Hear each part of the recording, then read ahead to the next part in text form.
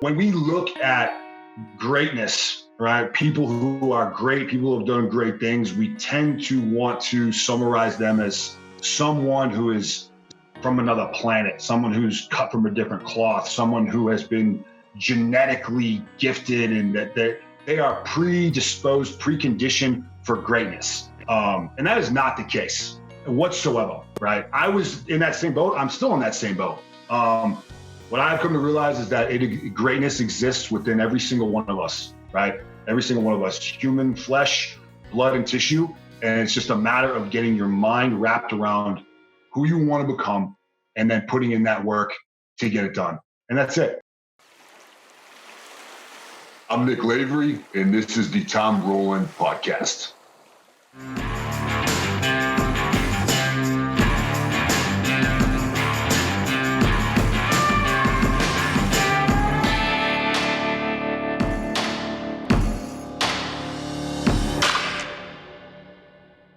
Hey, everybody. Welcome to the podcast today. We have a spectacular show for you today. I just finished this show, and I'm very, very excited about it. I was put in touch with this individual by my friend Scott Brown, and this particular individual, I'm going to read his resume because I know that he will not talk about it himself, but Nick Lavery. Nick Lavery is a Green Beret warrant officer.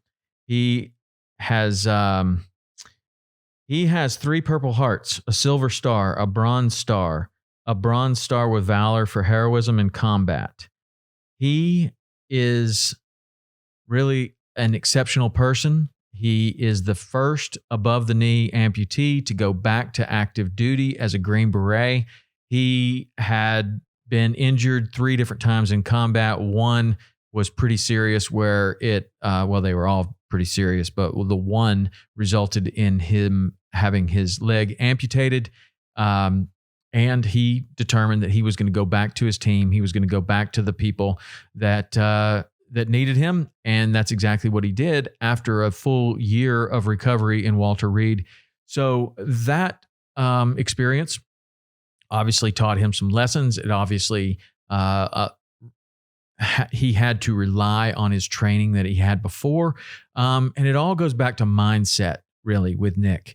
We talk about mindset a tremendous amount in this podcast and how he was able to use a positive mindset, a certain mindset to recover, get back to his teams, and go on to have a really long military career that's lasting even to today. He's about to be deployed again.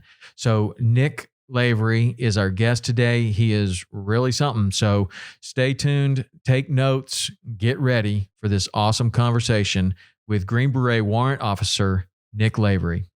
Go to boathammockstands.com and get a stand that goes right in your rod holder. It allows you to hang a hammock from your boat, or in your boat, I should say. You'll have the most comfortable boat on the sandbar, or if you go on overnight trips, it's fantastic for that as well. Barracuda Tackle is a place where we get our cast nets. They make awesome cast nets. They have tons you can choose from there. Go to barracudatackle.com, and they have tons of other stuff besides cast nets as well. It's a great resource. And we have Empire Boat Covers. Empire Boat Covers is a very good place to get an affordable boat cover. You go to empirecovers.com/TRP, and you can keep all of those leaves from falling in your boat. It's fall. It's about to happen. You need to cover up all your stuff. A boat cover is a fantastic way to take care of your boats, but they have all kinds of covers. Boat covers for your car, for your RV, for your grill. They have covers for everything that you can imagine. And if you go to empirecovers.com/TRP, you can get 15% off your order and free shipping. So don't forget to use that code TRP to take advantage of that. And now we're getting back to the show. Nick, how you doing? I'm good, man. How are you? Man, I'm doing great. I've had a great morning. Already got my workout in. Everything's going great. Yep. Great way to start the day. Yeah, man. Likewise. The only way to stop the day. Are you a morning? I mean, probably in your profession, you're always a morning person. But are you a morning Would you consider yourself a morning person? Do you like to get the day started real early? I do get the day started early. I don't always like it though. Some days I spring up out of bed at 4 a.m. without the alarm clock going off, and I'm fired up. Most days I have to drag myself up, but I do get going early in the day. Yeah. Well, good deal. Well, to bring the listeners up to speed, I have dug into your story quite a bit. We have a mutual friend in Scott Brown that introduced us, and I've talked to him considerably about you. But I would love to bring the listeners up to speed on who you are and what your story is. Yeah, man. I guess who I am first and foremost is I'm a family man. That's what I identify with more than anything else by far. So I'm a husband. I'm a father of 1 3-year-old boy. However, we have a second boy that is on the way. Oh, nice. ETA sometime mid-March. Right on. So we're excited about that. Yeah. So I honestly, man, I could stop describing myself right there and be totally content with that. Yeah. A little bit beyond that, I'm from Boston. If Really? you haven't already figured that out yet. I thought you were from South Alabama. Yeah, spoiler alert. Boston, Mass, born and raised. Went to college up there. Went to University of Massachusetts at Lowell, played football, got my bachelor's degree in criminology, and then looked at options to enlist. Came into the Army in 2007 as a Special Forces recruit, which is known as the 18 X-ray program. Did that, went over to 3rd Group out of Fort Bragg as an 18 Bravo, which are the weapons sergeants. Did that for a while, deployed a bunch of times, eventually transferred to 5th Group, which is where I'm at now out of Fort Campbell. Made that move because my wife is also active duty Army. She came down on orders here from Fort Campbell. So transferred groups, been here now almost 4 years, something like that. And last year I transitioned to become a warrant officer, which is still a transition I'm trying to figure out. By the time I figure it out, it'll probably be time for me to move on to the next job. That's kind of how the Army works. And yeah, man, my team and I, we're in the final preparation phase for this next deployment that's coming up here real quick.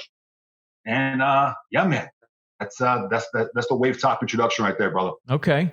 And somewhere along the line, there was a pretty significant part of the story that you didn't cover, and that is that you were pretty severely injured in combat and had an amputation above the knee.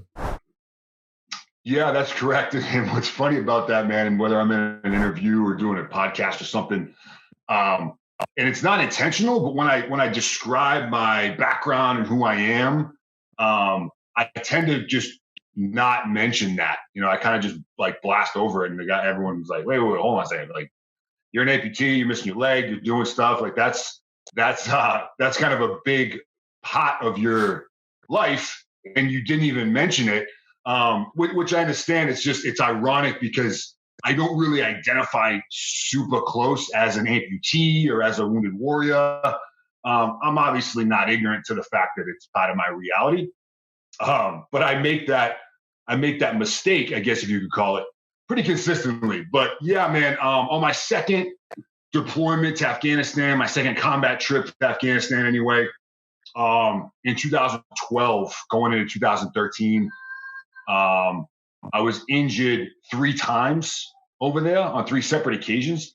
And the last one, which was just about a week before, well, maybe a week or 2-ish before we were set to leave, my team and I fell victim to an insider attack, sometimes referred to as a green on blue incident. And I took a bunch of rounds to both of my legs. Most of the damage was to my right leg. Shattered my femur. Severed my femoral artery. Really had almost no business surviving that incident, but I did. Spent a year at Walter Reed, going through rehab and learning how to live life as a one-legged dude before returning back to Fort Bragg. Got back to my unit, Was assigned a job as an instructor, which was awesome, something I requested.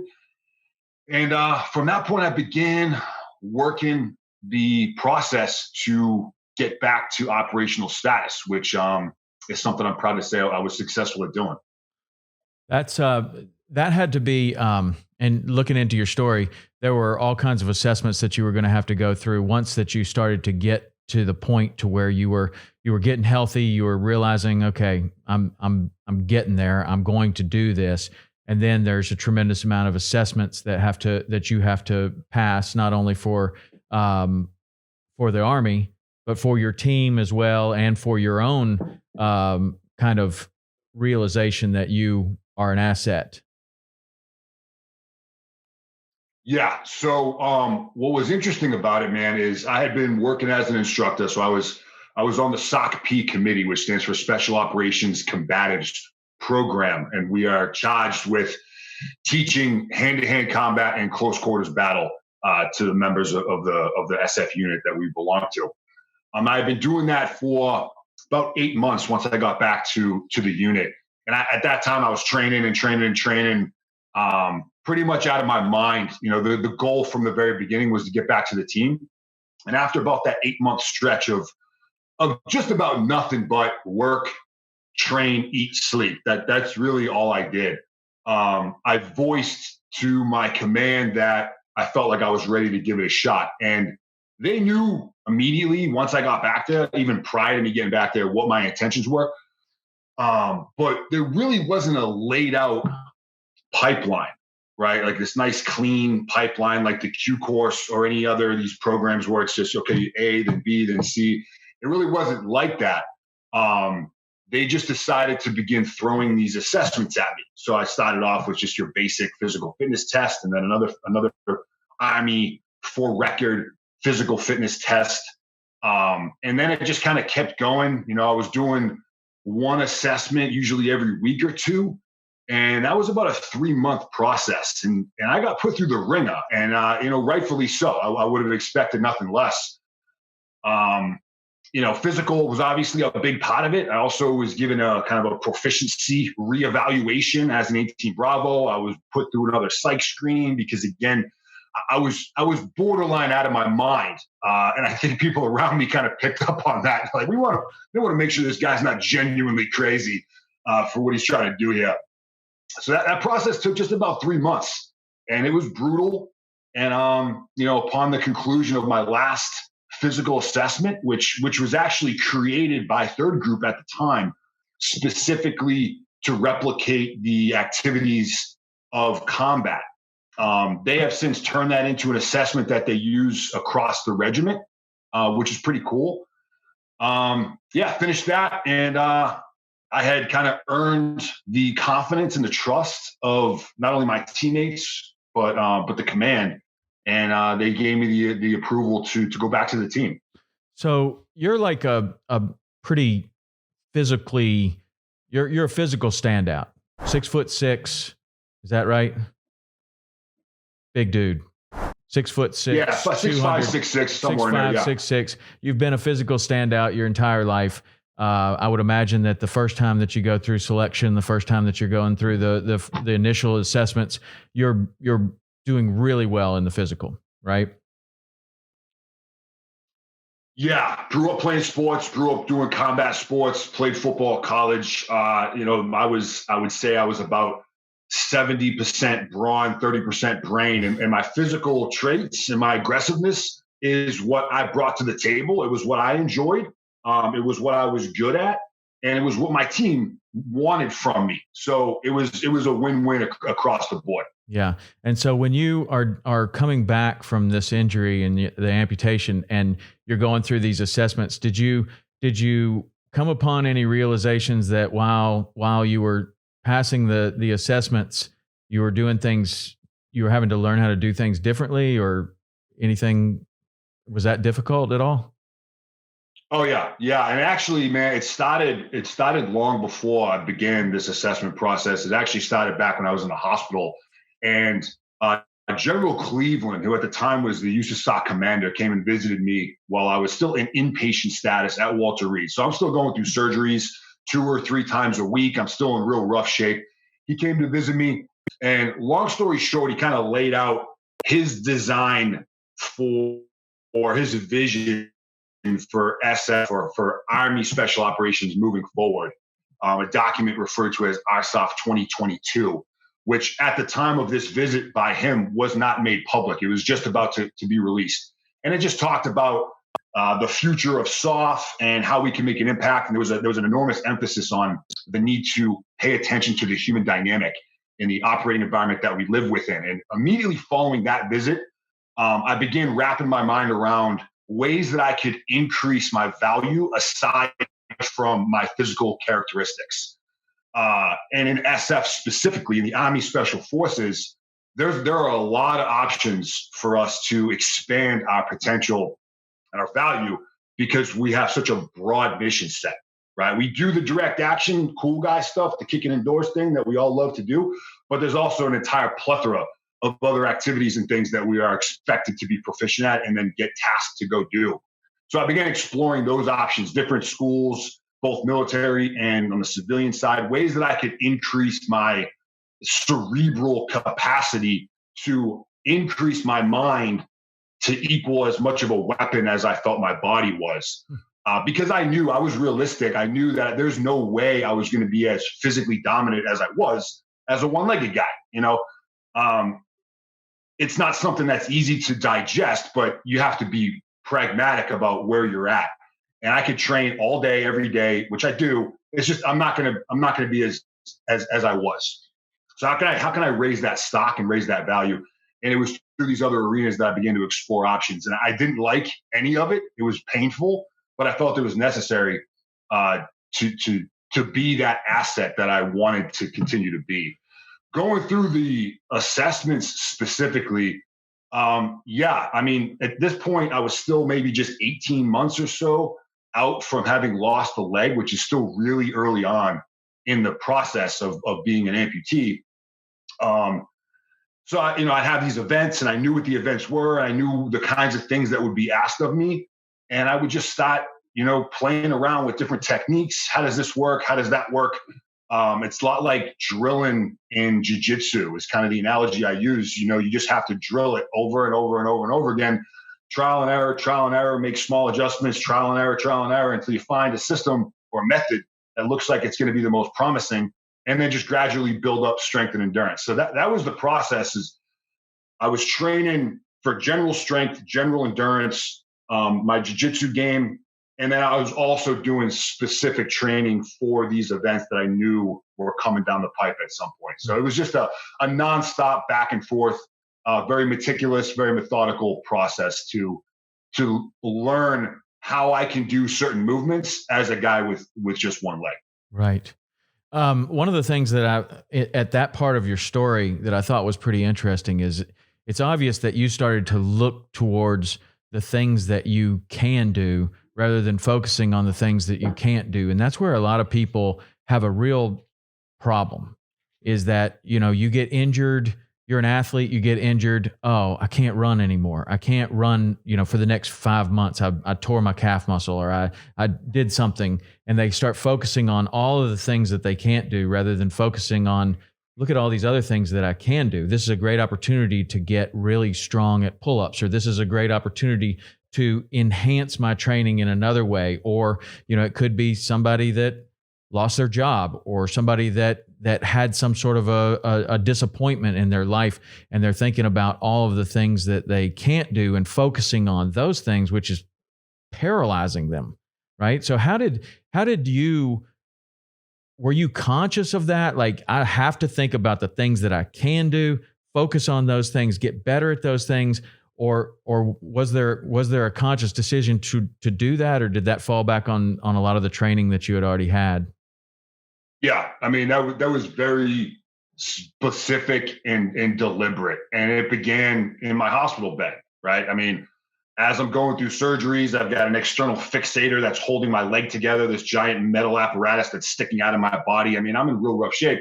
Obviously, I'm not doing the types of physical training that I would normally be doing. But what can I do from this hospital bed right now? Bring in some bands, bring in some 2-pound dumbbells. I mean, literally, right? Here goes from a guy who, at the time of my injury, was about 280 pounds, right, of mostly muscle. In one of my peak I've been in my life, to instantaneously be in a hospital bed. I lost 60, 70 pounds. I'm obviously a mess. And I'm lifting a 2-pound dumbbell in a hospital bed, right? That's one, extremely humbling. But I thought it was super important because it allowed me to focus my energy on what I was able to do at that moment, which wasn't much, but I was able to get in there and get some work done. And as long as I was working, my mind and my body were making progress. It was very slow and steady, but I was still making progress. And that really didn't end. It still doesn't end today, right? I mean, I was told back then that running for me would be completely out of the question, right? I'm too tall. My stump, which apparently is a derogatory term, so my residual limb, if you will, is too short. I don't have any muscle in my leg at all. Running is out, right? Well, I still run. I run now, but it's very taxing on me. Where normally in the Army, running kind of goes hand in hand with physical fitness. I do it, but I don't do it as much. I find other ways to get in my cardio, to get in my endurance training. There are other ways that I can still meet the intent, which is to be physically fit and have the endurance, the cardiovascular capacity that I need to do my job.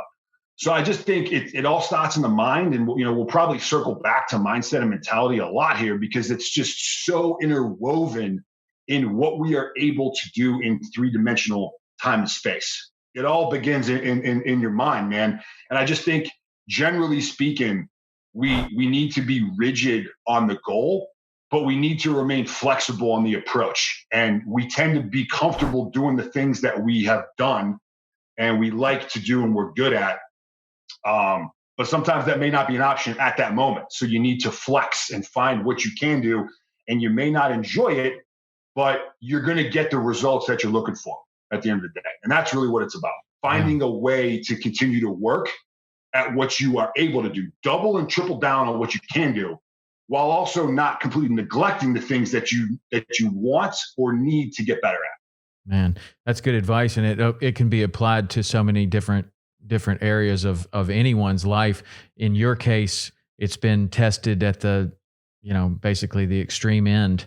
So that advice is sound for sure. Let's talk about discipline for a little bit. What does discipline mean to you? Because it obviously seems like you had to be incredibly disciplined to first of all to become a Green Beret. You have to have a tremendous amount of discipline. You have to then rely on that discipline as you're doing this whole healing process and getting back to the teams.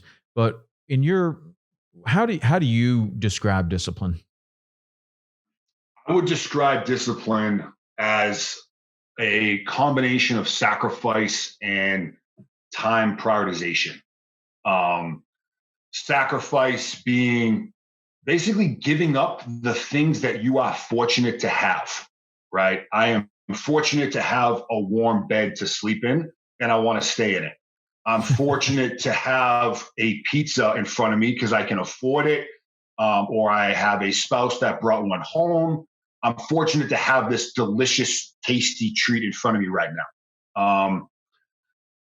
Giving up those things, right? That is sacrifice. And oftentimes, to tie that into discipline, it's then in conjunction with doing something other than that is more beneficial to you in the long run, right? So giving up immediate satisfaction for enduring self-respect, sacrificing what I want for what I need. And I don't think it needs to be exclusive. I don't think that we are only to do the things we need to do always, right? There should be some kind of a balance that exists that will constantly teeter back and forth. Perfect balance, in my opinion, does not exist at all.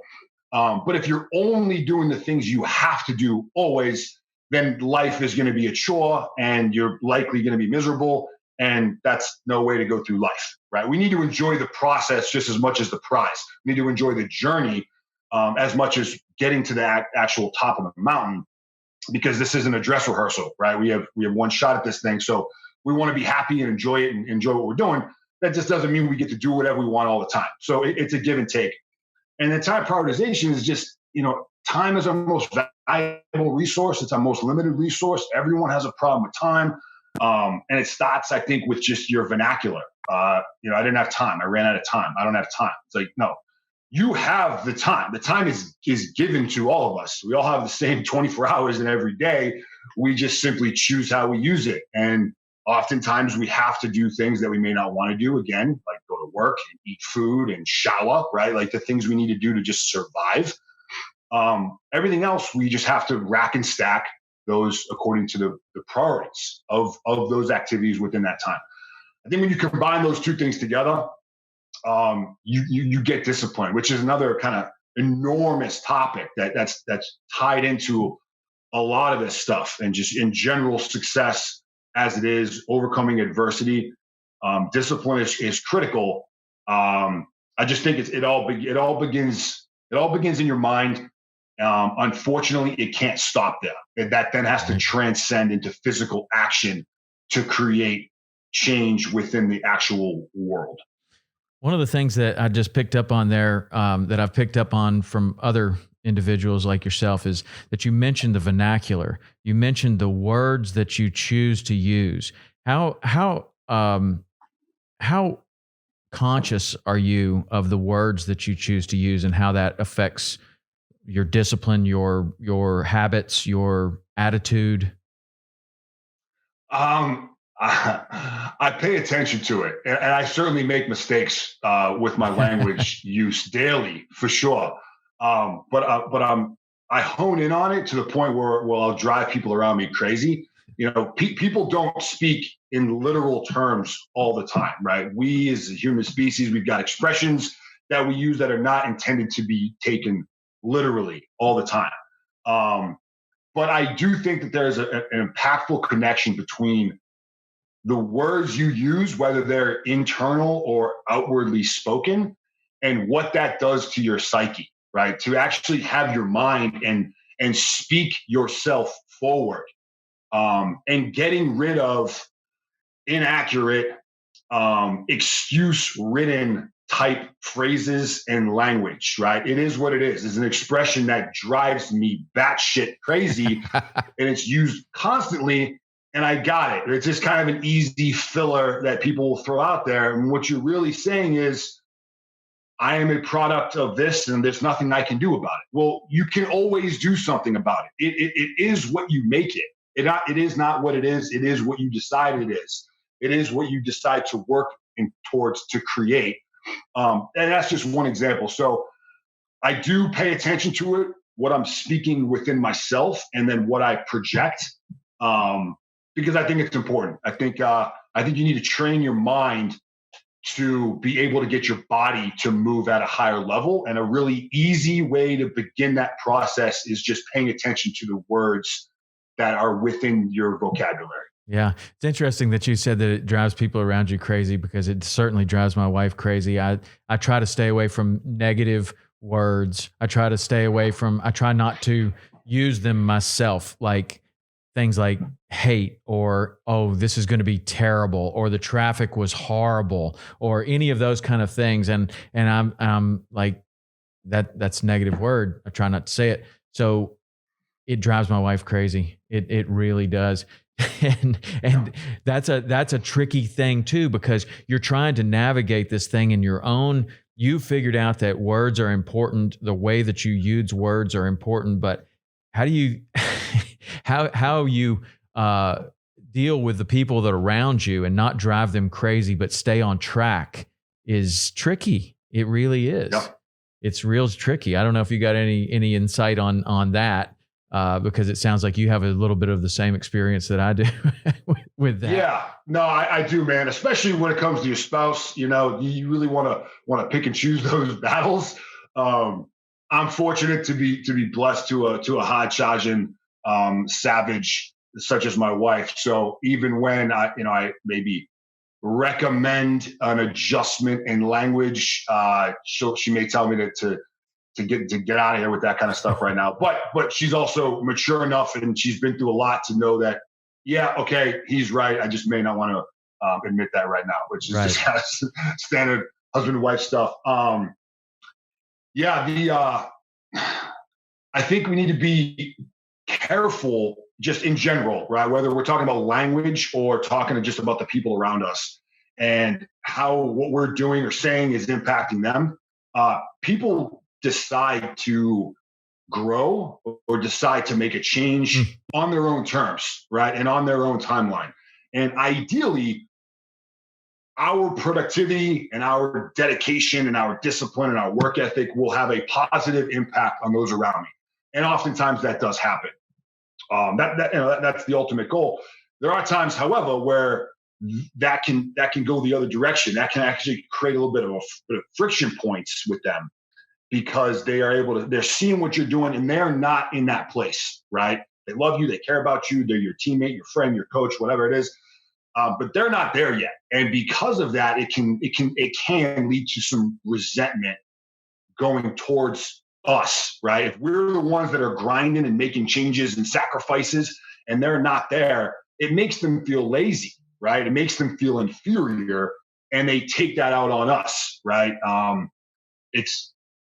don't want to say they become haters, but they're just, it makes them feel bad about who they are, and that's projected towards us. And then it can also work the other way around, where we're grinding and we're getting after it, and those around us are not because they're not there yet, and we can resent that. Hey, man, I'm working my ass off over here, and you're not doing shit. Like, what's the problem, right? So we resent them. I just think we need to be real cautious about that, particularly with those relationships that we need to preserve or really, really want to preserve. Such as a spouse, a child, a mother, a father, right. Friends, that's where it gets a little interesting, man. That's where you really need to take a close look at your community and who you are surrounding yourselves with. And do they really need to be there?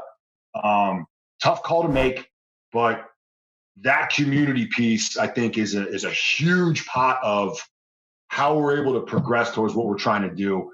You hang around with losers, you're going to become a loser, right? Birds of a feather flock together. A lot of expressions out there, but I think that one of the fundamental keys to success is surrounding yourself with people who are like-minded, people who are driven, not necessarily towards the same exact goal, but people who have that ambition and people who are better than us, people who push us to improve and get better, to try to compete with them. Yeah. That has been one of the most challenging things for me and those people seem to kind of shift in and out too. Like you may have, let's just say you start running and you want to do a marathon. Well, all of a sudden you don't have to drop all your friends that don't care anything about running, but it is interesting to find another group of people that are interested in running, that have run many marathons, that know lots more than you do, and surround yourself with them for your training sessions or surround yourself with them at a certain time. It doesn't mean you have to just ditch all your other friends because they don't like to run, but in some cases you might have that person that's super negative about it. That's like, why are you doing this, man? That's so stupid. Why are you trying to do that? Maybe that's somebody that you have to cut out of your life, or at least for a time while you focus on this particular goal. But that is a really tricky one. And it becomes even more tricky when those people are real close loved ones that mean well.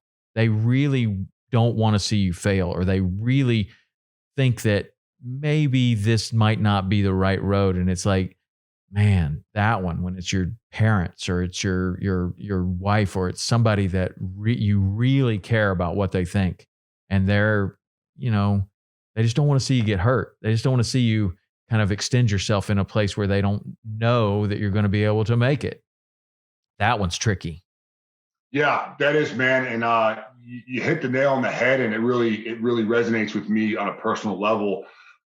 Because when I was in the hospital, my family and friends, they had a front row seat to my recovery, right? And I was as helpless as it gets, for a while. I couldn't do anything for myself. Eat, clean myself, nothing. I relied on my family, friends, and obviously the medical staff to do all those things for me.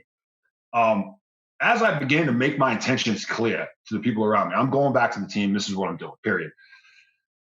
A lot of people around me, right? Some of my closest family and friends on the exterior were like, yeah, man, you got this. Deep down inside, which has come out in conversations since, many of which I picked up in real time, was out of fear, right? They didn't want to see me strive towards something that is unlikely to happen and be destroyed because of that, right? Now, there's also the side of the house where they genuinely fear for me going back to combat, but that's not what I'm talking about. I'm talking about my pursuit of a goal that is statistically unlikely to happen, right? Big goal, right? Unprecedented, right? No one in my family has ever done this before. I'm not talking to me specifically, generally, right? You know, those of us in our family, we don't go to college. We don't start our own businesses. We don't do X. We don't climb Mount Kilimanjaro. Whatever it is, right? You are trying to do something that no one around you has done before and no one around you has even considered to do before. And out of fear of us failing or being defeated is the better term, they don't want us to do it, right? They're hesitant. They're not well. Supportive. And they mean well. They're It's out of love. Yeah. Right? It's out of love. And I went through that dynamic early on, and through that kind of 2-year process to get back to the team. And it's a tough road to navigate. You know, it's a tough road to navigate. I understood where they were coming from. My mother being a prime example. I knew that she wants nothing but the best of me in life. Right? My mother is the most loving human being on the planet.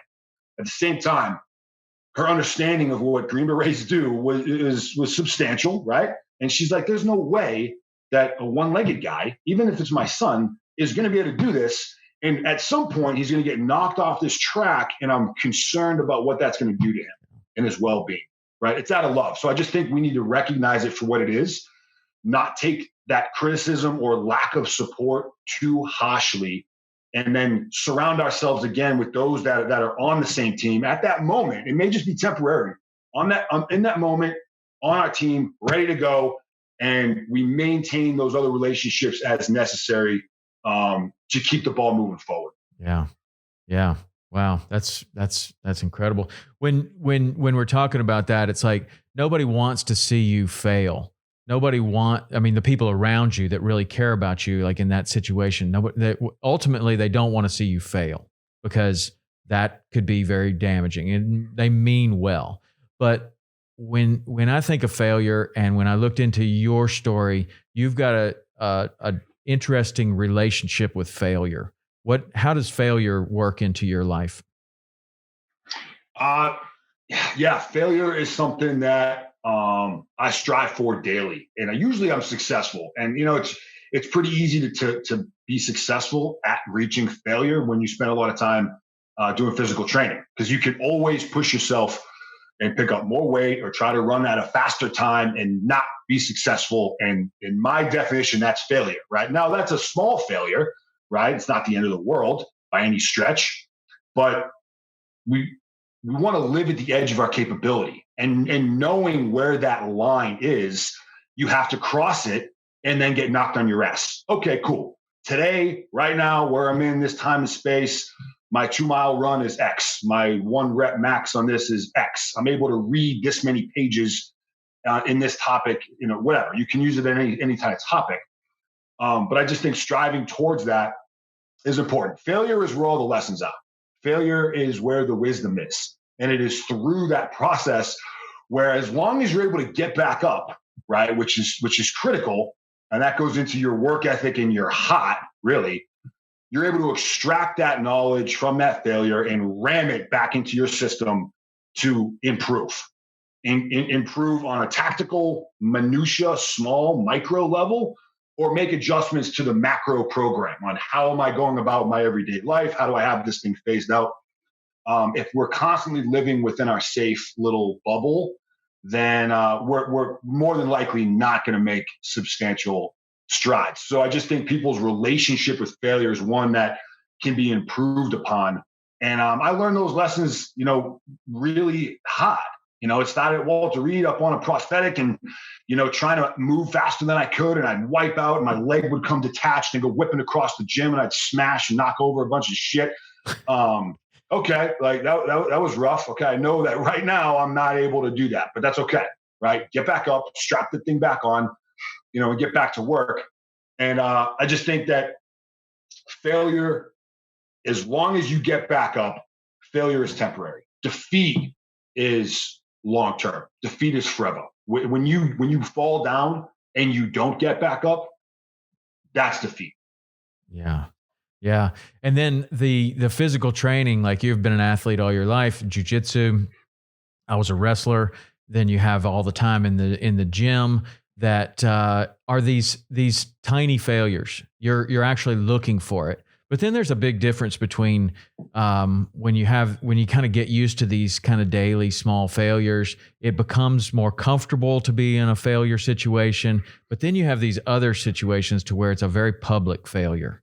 It's where you maybe you entered a competition, you entered a race, you entered a fishing tournament, you go and you do this, these assessments. Like it comes time for, you feel like you're there, but now there's going to be a public assessment. And then that's where it gets even more tricky because it's like now there's public failure. And there's opinions of others to deal with. And there's that kind of deal. And it is a different thing. But I do believe that if you are testing yourself and looking for failure every single day on little things like silly workouts, like challenging yourself with somebody that's better than you in wrestling or jiu-jitsu on a regular basis and getting killed, that does seem to make it easier on those big public failures. But those are still hard. Yeah, huge. And, our pride a lot of times is our biggest adversary. And we see that a lot in the special operations community, right? You tend to have an organization that's full of type A, hyper competitive individuals, people that are used to being successful, people that are used to being at the top. And then you lump all these people together into the same arena, right? Someone's going to be at the top and someone's going to be at the bottom, and that will change from task to task, day to day, et cetera. But you're able to see how much more traumatic it can be on someone when they're used to winning or they're used to being really good at stuff. And I was no different before my injury, before the military, going through my recovery process, and even today. What I find fascinating is in the jiu-jitsu community, at every gym I've ever trained at, I'll typically help out with the kids class, right? Which usually happens before the adults train. And a lot of them are kids of adults that they're also training and whatnot. And some parents just bring their kids and they sit there and they watch them train. It's unbelievable. And what the feedback I get from the parents is one of the most proud aspects of jiu-jitsu for me personally. And it's because they're in that situation. It's in a public arena, right? They're around other kids and other adults that they don't know, at least not initially. And they're being put on the ground. They're being put in uncomfortable positions. They're gradually getting used to being comfortable in what is inherently uncomfortable situations. Yeah. Small, minutia, micro adjustments over time, just conditioning. These are kids that are 5, 6, 7 years old. And the feedback from the parents are they have gone up in productivity across the spectrum. They're doing better in school. They're doing their homework. They're listening to me at home more often than they were before, right? So I think that those micro instances where you are being put in uncomfortable positions, your pride is at stake, you're being embarrassed, but then you come out on the backside and you're fine, right? And life goes on and you learn something and you go back the next day and it doesn't happen as often, or you put someone in an uncomfortable position. That I think can transcend across, and you see it in children and they're like sponges, right? Because they're just soaking things up. But we can apply the same thing as adults. So I think that link between those small failure moments can have an enormous impact across all spectrums of life. Yeah, for sure. And that's like the microcosm of life is the wrestling gym, the jiu-jitsu gym, the boxing gym, the one-on-one kind of place. It could be the swimming pool, swimmers, tennis players. A lot of the one-on-one individual sports are like that. Like just exactly what you're talking about. And you see this big growth. But then like one of the difficult places for people is like, say you're that kid that gets killed for 5 or 6 years, you never win a match. And then all of a sudden, puberty kicks in, testosterone, all of a sudden you're a different kid. And now you turn into the big dog. And then there's this situation to where now you have been getting beat up for so long. Now you're starting to win in this little room that you're in. But how do you then determine, man, I'm just winning in this little room and I can sit here and I can beat these kids all day long, but I really need to go and be with somebody that's better than me. I really need to put myself back in that position of getting beat every day if I want to get better. And a lot of people, that's where this, you can have this so much of what we're talking about is the growth mindset versus the fixed mindset. And the growth mindset is that you can always improve. The fixed mindset is that this is where you are. And people with fixed mindsets tend to not take as many risks. They tend to get in this position to where they're beating everyone in the room and they don't want to move on to the other room. They don't want to go to the other club where they're not going to be very good. What do you have to say about that, where you have had this growth mindset, but then it kind of, you get on a plateau, you get comfortable and you don't want to take this next step that you probably know you should, but you're just not doing it. Yeah, Tom, so many great points, man. I'll just touch on two real quick. One is you basically just described me to a degree. As a kid growing up, I got my ass kicked constantly, right? My family and I, we moved about every 12 to 18 months. So I was the new kid all the time, moving around. And that's tough, right? What now would be classified as bullied and is something that is paid attention to. Back when I was a kid was nothing. That was part of being a kid growing up and no one really cared, right?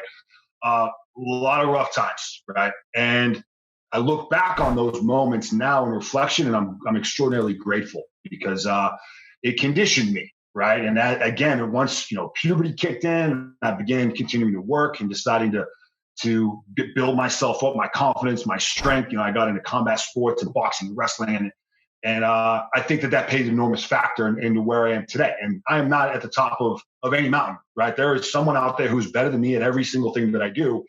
But I have come a long way since that small, scrawny kid who was getting picked on and beat up, waiting for the bus every single day.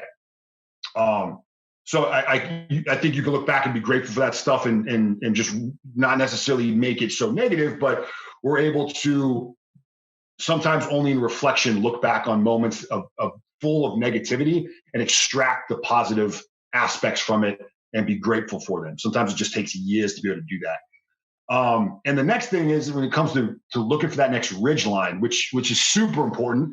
And, you read any piece of work from just about any successful person out there, and the term satisfied is not in their vocabulary, kind of coming back to vernacular. It doesn't exist, right? Whether you're talking to the CEO, you're talking to a general, right? You're talking a professional athlete. It doesn't matter the work they do or the life they live.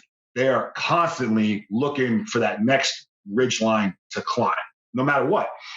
I mean, look at Tom Brady. I'm obviously a huge New England Pats fan, but I'm also a Tom Brady fan. The dude's 42 years old. He's playing out of his mind. It's like, what, dude, right. You're at the top of the mountain. What are you still doing this for? And there's a lot of reasons for that. But he just continues to want to strive. And I think that's a constant across the board when it comes to success. And that's a great example of he could have just said, yeah, I'm done. The Patriots done, but he doesn't. He moves to another team, he doesn't have to.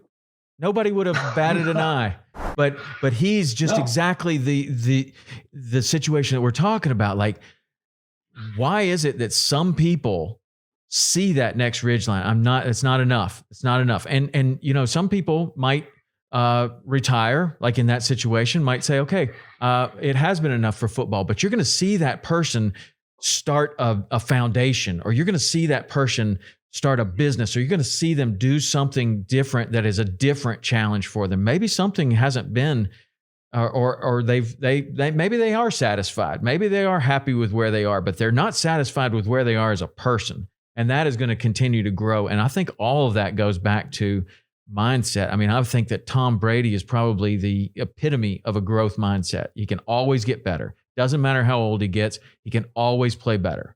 And that is a great example, a perfect example of what we're talking about, that he sees that next ridgeline and he goes for it, even though it could be a horrible public failure, and he's ready to put it on the line. Yeah, that's it. And I think I know for a fact that kind of mentality exists within every single person to desire continuous growth. I do also think, to talk again about community, that in the ideal community world, from my perspective, is comprised of three aspects: mentors, colleagues, and proteges, right? And that's the goal, is to get to that point. Having a sound mentor or mentors, which nowadays, given how small the world has become with the advancements in technology and social media, you're no longer hamstrung to finding someone who's geographically in the same place as you. You can reach out and you can find people out there that are from all different walks of life, that are pursuing all different kinds of things, and you can rely on them as a mentor and a guide, right? Those colleagues, right? The guys alongside you, your companions, those are the ones that are driven, that are ambitious, that are better than you, that are pushing you. And then you have your proteges, which really is something that you have to earn.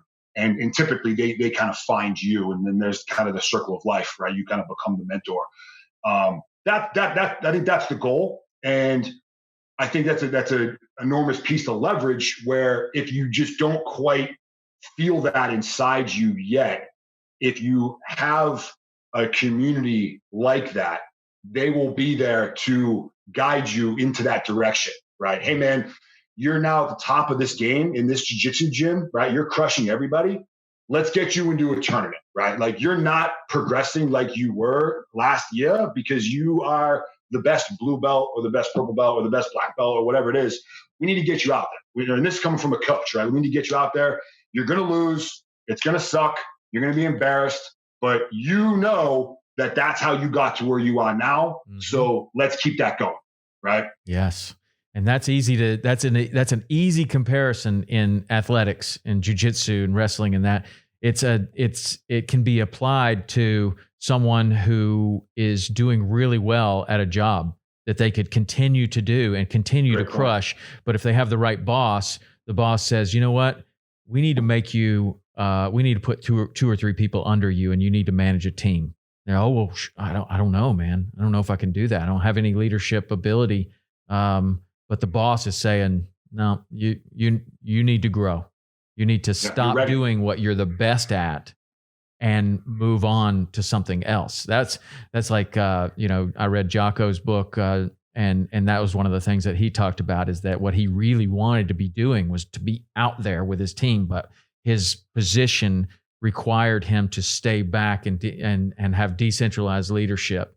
And that was one of the hardest things for him to figure out, to stop doing the things that he really wanted to do and grow as a person and grow as a leader, to move into this other position. And that can be applied to so many different things. When people hear you talk about all of these things and read into your story, and you have a great YouTube presence where you're putting out what I would consider motivational stuff, there is, and what you said, like the mentors, digital mentors, like you can look to people that you can gain motivation for or from all walks of life, from in your business, in athletics, in leadership, in everything. But there's a big difference between motivation and discipline. I wonder if you could touch on that a little bit. Yeah. Motivation, in my opinion, is it's nice to have. It's not a requirement. I think it's overrated a little bit, to be honest with you. And just a quick slice off. I'm reached out to constantly, which I'm super grateful for, and say, hey man, you're an enormous motivation for me, which is a huge win, right? That makes me feel good to know that I have had a small, tiny impact on someone's, even just that hour of their life, right? That's something I'm very proud of. I actually don't seek to motivate people, right? I don't consider myself a motivational speaker or a motivational anything. I live my life by my own set of rules and doing what I want to do and what I feel like I need to do to make me happy and to make me an asset and to contribute to the society and my unit. That I live my life, right? Motivation that I may provide is nothing more than a byproduct of that. And again, it's something I'm very grateful to be able. Motivation itself is a burst, right? It's taking some gasoline and throwing it on a fire, right? And it explodes and it gets hotter and bigger and burns faster and it's great and you fire it up and you're operating at a higher level, right? Whether or not you have the gasoline there, the fire has to continue to burn, right? That's how you survive. That's how you live. The fire is going no matter what.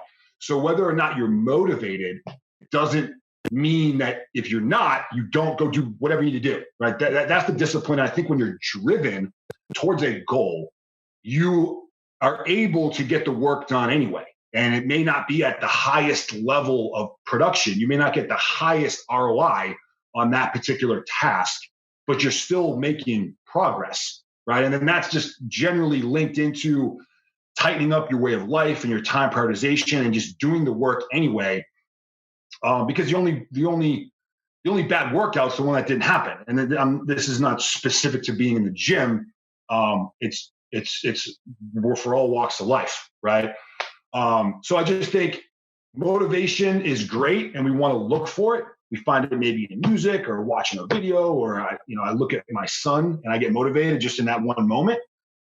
But if we only do the things we need to do when we're motivated, we're not making progress. If I only worked out when I was motivated to do so, I would be severely out of shape. Most of my workouts are done when I'm not motivated, right? Most of the times I get out of bed at 04 or whatever it is, I don't feel like doing it, right? So the discipline to do it anyway is what is critical while we're looking for sources of motivation along the way. Yeah, and that gets to kind of staying on track. And staying on track is, maybe motivation helps you to kind of put your feet on the ground out of the bed, but there's something else that's driving you towards this goal. But that is another really important part of what you continue to talk about is staying on track means that you have plotted a point that you're trying to get to. And not unlike land navigation is how you described it to me as we were kind of talking about this. And I think that that's really important too, because you can have false goals, like places that you think you need to be. And if you plot that as your course and you navigate towards that, that may not be the right place. You may be making progress, but you're not going in the right direction. So how does anyone determine what that point is for them, for their goals, for what it means in their life? Yeah, great question. I kind of have two philosophies or two recommended courses of action, or COAs as we call them in the military for that. One is very simple, and it's just to kind of sit with yourself, right? Find a quiet place, find a park bench, or whatever it is. Put yourself in an environment. It may not happen within 10 minutes. You may have to do it time after time after time, and just be honest with yourself, right? What is it that we want to do? What do I want to do? But more importantly, who do I want to become? And oftentimes dreams don't come screaming into your face, right? Oftentimes they whisper, and you have to really pay attention to what the universe or God or yourself or whatever it is that you want to call it is trying to communicate to you. And then go that route, right? The other route, I think, which if you read some stuff from some really successful people out there, they tend to recommend this, and that is determine your talent or talents. Determine what you do best with the least amount of effort. right? And just the difference, just quickly, between talent and skill is, talent is inherent skill. Talent is a gift. Talent is what you are born with. Skill is only achieved through hours and hours and hours of grinding on a particular craft or thing, right? So two different things. If you're looking to find that goal, a lot of recommendations out there, and I'm not opposed to this, is what is your talent, right? That is almost certainly going to increase your odds of success. And we tend to enjoy the things that we are good at, right? We tend to enjoy the things that we like to listen to. We tend to enjoy the things that we like to watch. We tend to enjoy the things that we can do easier than other people. So if you focus on those talents and then spend the next decade increasing your skill to accommodate your talent, that is a secure way to go. And then I've mentioned this once or twice before, and it's like, well, why wouldn't I just do that? Like, if that's going to increase my odds of success, why wouldn't I do that? And chances are that's a solid route to take. I'm not detracting from that.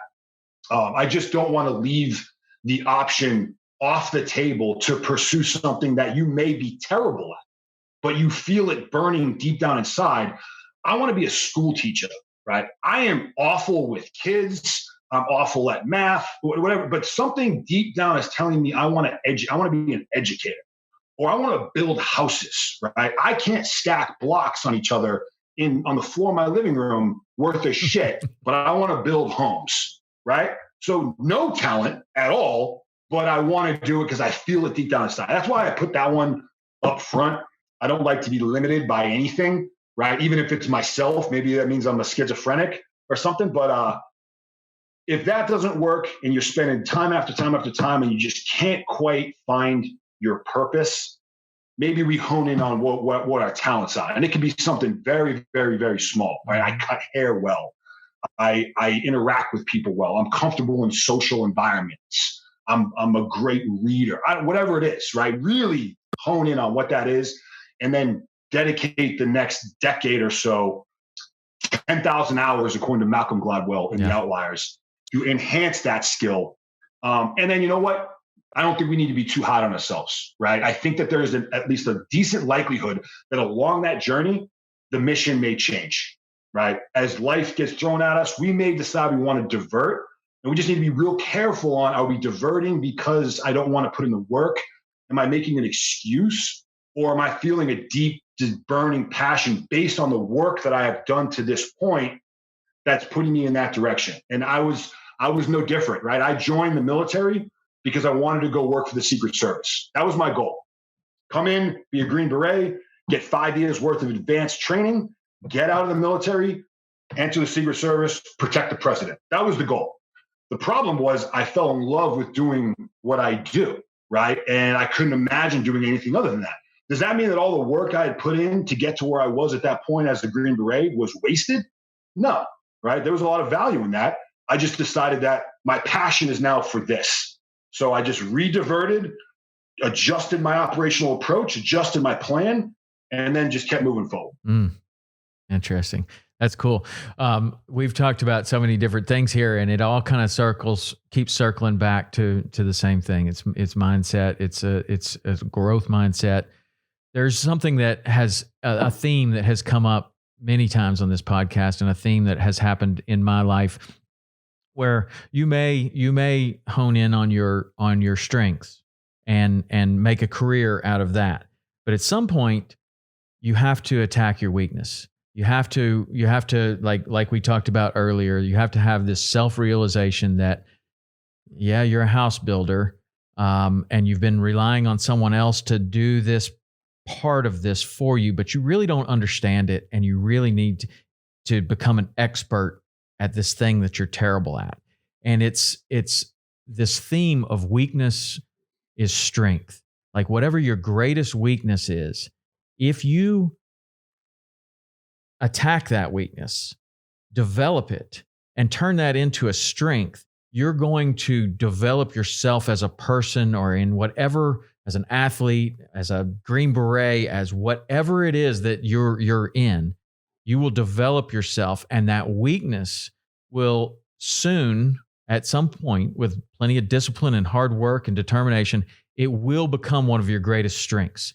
That because, maybe it's that you have no money and you want to go to college. Well, you had to get a job and you have to pay for college yourself. And so you had to work your way all the way through college. Well, later in life, you look back on that and think, you know what I'm the best at? I'm the best at time management. Why is that? I'm the best at time management because I had to work a job and go to school at the same time. So that weakness of not having money to go to school actually turned out to be the greatest strength that I have because it developed my work ethic. It developed my time prioritization. I became a better person because of that. And it's a really hard thing for a lot of people to see that this weakness, whatever it is, maybe for you, it's that you lost your leg. And now it's like, how does that play into, or does it play into your life at all, that weakness turns out to be a strength? Yeah, it's interesting, man, because in the self-improvement space, much like the fitness space, it's almost there are a lot of similarities, but there's also some drastic differences, right? So it can get to a point where it's the more you learn, the less you know, because there's a lot of different philosophies with case studies and whatever to prove whatever they're talking about. So I think it's on us to just expand that wealth of knowledge and then extract what we think we want to use at that time and try it, but not close ourselves off to what else is out there. What's interesting is there's guidance that states that forget your weaknesses, right? Double and triple down on what you're great at and forget everything else. Now, that's a school of thought. And I remember one class I had, Hoist Gracie came to do a seminar in my jiu-jitsu gym, and we were doing different hip tosses. And we were doing, 2 on the left, 2 on the right, 2 on the left, 2 on the right, et cetera. And he came over and he's like, which side are you stronger at? Well, I'm stronger if I go to my left. And he said, well, then just do that. Well, sir, don't I want to be well-rounded? He's like, no, you have some techniques that you'll hit this way and some that you'll hit this way. And if that doesn't work, rather than trying to do it your weak side, there's another method that you can go that you're strong at, right? I found that mind-blowing, right? I've had other coaches in other sports or aspects of life that have the opposite. No, we need you to be perfectly balanced, right? As good on your left as your right. Shooting, same thing. Go to some shooting schools, advanced shooting schools. They have you do equal drills, left-handed, right-handed, right? Weak hand, strong hand. Try to balance that out. And then other ones are like, no, you're a right-handed shooter. That's how you're going to shoot. Forget everything else. I don't think there's really a right and a wrong. And I think depending on what you're talking about may determine if you need to spend some time. I think macro speaking, perfect balance doesn't exist, right? If you dedicate time and effort towards one thing, you have to relinquish time and effort towards something else. Yeah. And striving for perfect balance and synergy in our lives is an impossible task, right? Even to the most impactful degree. My family is the most important aspect of my life, period. When I'm deployed and I'm conducting operations, I am 110% focused on what I'm doing. I'm not thinking about my wife or my son whatsoever. Does that mean I don't care about them? No, it just means that in this moment, I have to prioritize my time and effort towards this because I have to. And that can be broken down from the super macro to the minute by minute kind of basis, and it's going to kind of teeter-totter. My personal opinion when it comes to weaknesses is much like when I was going through rehab and I knew I could do X, Y, and Z, did not mean I neglected the things that I couldn't do at that moment or the things I was terrible at, physically and otherwise, right? I couldn't do this exercise, but I can read about cultural dynamics in Iraq, right? I don't enjoy that, and I'm very weak at that right now. But I am going to dedicate time towards the things that I'm not good at. And it turned out, because of the emphasis I placed on those factors of my life where I was weak, once I got back and I was back on the team, all of those avenues that I had explored brought tremendous value to what we were trying to do. It increased my stock personally, which is great, but it increased what we were doing collectively by an enormous degree, right? So I do think that there is an enormous advantage to spending time and effort and dedication towards the things that we are weak at, things that we don't enjoy, and getting past that fear. I think that fear is what stops us from doing that more often than not. Fear of embarrassment, fear of failure, fear of whatever. And I am convinced that the greatest moments in life exist on the far side of fear. We just have to get past that to be able to recognize it, and then it makes it easier the next time, the time after that. Nice. Have you ever thought about putting some of this down in an organized fashion, like a course or something? Yeah, man, it's funny you mention it. We have, I got some people that I'm working with, have actually started on a book project, which is, if you asked me 3 years ago, I was asked, hey, you're going to write a book? My answer was no, absolutely not. Get away from me. I got things I got to do. And there's a lot of reasons behind that, especially in the soft community. There's a lot of literature out there and kind of war story type memoirs, which are great.